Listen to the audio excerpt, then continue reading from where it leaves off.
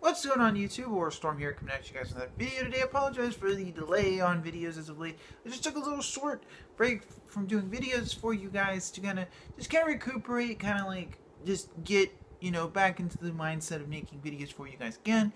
Just needed to take a very short break, not very long, but I'm gonna start trying to get back on track, doing more videos. So today's discussion is YCS San Diego and the top cut.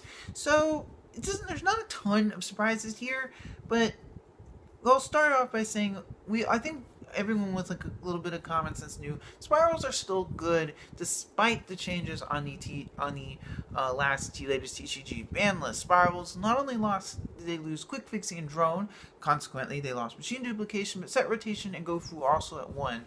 The last list, well, if I do have a complaint about it not ringing enough off, did the job it was intended to do, which was to take spirals down a little bit and allow the other decks to catch up. And spirals are still a very good deck. They represented a majority of the top cut at San Diego, but then at the same time, the other decks are able to compete now. And honestly, I think that was Konami's goal all along, was to take spirals down a little bit and diversify the format a little bit. I will say I'm not a huge fan of how they handle spirals. Yes, I was building the deck, and I still plan to build the deck, but at the same time, I don't really think it's fair that Zoo got to run around for several months.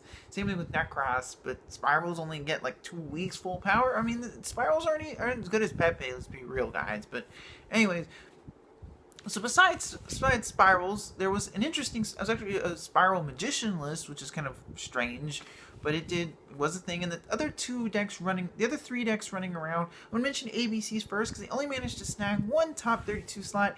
ABCs are not a bad deck, but they're basically rogue tier at this point, because the problem with ABCs is they're naturally, it doesn't matter how much cool things you add, at the end of the day, the deck's still going to have to get to ABC Dragon Buster. And currently, we don't have any links. The problem is with typical ABC boards and with a Yugioh Talker Dragon Buster. The problem with this is it gives your opponent a zone to summon monsters, so your opponent can use that zone to break your board. I'm not to say Dragon Buster is I just feel like the Decode Dragon Buster board is just not enough when all the other top tier decks, Pendulum Magicians can set up, Time Pendulum Graph, an extra deck monster disruption. That in and of itself is pretty. Time Pendulum Graph's an amazing card.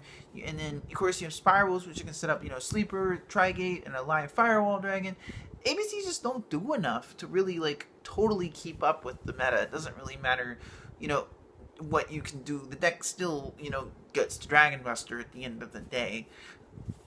But that being said, I still think ABCs are a solid rogue choice. They're relatively budget friendly, so that is a good thing for the deck. But that being said, I only had one slot in the top 32. The other two decks that were running around besides Spirals were Trickstars and Pendulum Magicians. Now, these two decks are probably the most consistent decks, in the format. Stands for Spirals. Pendulum Magicians obviously have everything at full power, and you guys know it's one of my favorite decks. So it's good to see it still running around in the top cut. Again, like it was previously, and it's still a very good deck. I still think it has problems dealing with spirals, namely that Spiral Resort just prevents you from targeting things with Time Pendulum Graph, which is a bit problematic, and you can't really set up a board that spirals can't necessarily creatively find a way to break. Baguska, Dweller helps, and Baguska can slightly slow them down, but doesn't really do enough to keep spirals at bay. As far as Tricksters, we all know what that deck does. We all know the Droll and Lock combo, and there's been some cool other things running around I've seen with the deck, but nevertheless, Tricksters are what they are. They are a burn deck. And while I do think it capitalizes a lot on opponents who don't know how to play against the deck, I think as time goes on, people will learn to play against it, and then the deck will not be quite nearly as effective. Nevertheless, it is still a good deck. Trickster, Reincarnation, and Droll and Lockbird is still a combo that hand loops your opponent. There's very little that your opponent can do to stop it from going off. Stands for a Psyframe Lord Gamma or an Ash Blossom, or a Psyframe Gear Gamma. There's very few things you can actually do to stop the Trickster player from ruining your day.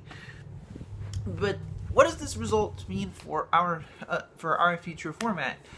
It basically means that we're going to have a fairly diverse format for the most part. We have one clear top deck, and then a couple of decks that can reasonably keep up.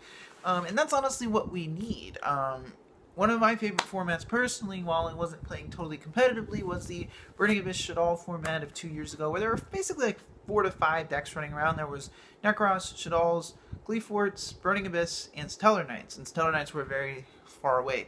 But these 5 decks, it was fairly a triangular, it was basically like a pentagonal shaped format, because you had 5 decks. Necros was clearly the best deck, but all the other decks could compete against each other, and there wasn't an insane power gap between the top decks and the ones below. And that's kind of where we're slowly getting to right now. It's what's different about Yu-Gi-Oh now is that there's so much of power gap between the top decks and the have decks and the have nots, but that's been a thing pretty much since Duelist Alliance. But that being said, I do think that this means that Konami's ban lists have done their job. They diversified the format. That is what Konami intended. They wanted us to play something that wasn't Zoo and wasn't Spirals, and we're still playing Spirals, but they wanted to diversify the format, and that's what we, as players, that is what you want. And that's not to say there isn't something to be said for having one good deck that everyone plays, because it does make side decking a little bit easier, but at the same time, I personally prefer the diverse formats where you have 2 to 3 to 4 really good decks, and then if you play one of those decks, you have a reasonable chance of competing. But anyway, guys, about comes to the end of the video today. In the description box, I will have the YCS San Diego recap. Let me know what you guys think of the results of YCS San Diego. Do you think it's indicative of the format, or do you think it's just an anomaly? And what are you going to be playing this format? Let me know in the comment section below. And as always, I thank you guys for watching. So, Warstorm, signing out.